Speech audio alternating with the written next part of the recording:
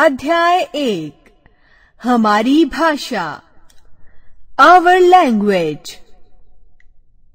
सुनना, बोलना, पढ़ना, लिखना। संकेत। बच्चों से जाने कि ऊपर दिए गए चित्रों में बच्चे क्या कर रहे हैं। कक्षा में इनसे संबंधित भाव प्रकट करें। ऊपर दिए गए चित्र में अध्यापिका कहानी सुना रही है। बच्चे कहानी सुनकर समझ रहे हैं।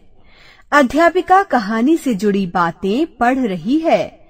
बच्चे लिख रहे हैं। सुनकर, बोलकर, पढ़कर और लिखकर हम अपनी बात को दूसरों तक पहुंचाते हैं। बात को दूसरों तक पहुंचाने का साधन ही भाषा है। अतः अपनी बात दूसरों तक पहुंचाने एवं दूसरों की बात समझने का साधन ही भाषा है।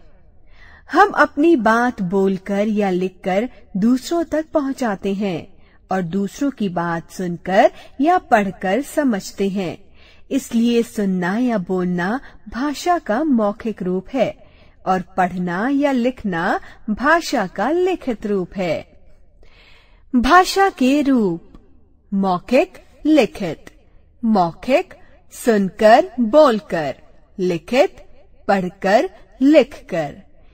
ये भी जाने, हम संकेत के माध्यम से भी अपनी बात दूसरों तक पहुंचाते हैं, जैसे हरी झंडी दिखाकर रेलगाड़ी चलाने का संकेत, चौराहे पर हाथों का इशारा करके यातायात को रोकता या चलाता पुलिसकर्मी आदि।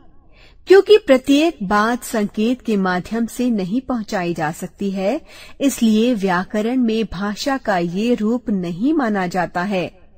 हम पहले सुनते हैं, फिर बोलते हैं, उसके बाद पढ़ना सीखते हैं और अंत में लिखना।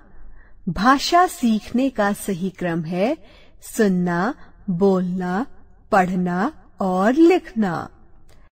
अब हम जान गए, भाषा विचारों को भेजने एवं प्राप्त करने का साधन है। मौखिक और लिखित भाषा के दो रूप हैं। जब हम बोलते हैं तो दूसरा सुनकर उसे समझता है। जब हम लिखते हैं तो दूसरा उसे पढ़कर समझता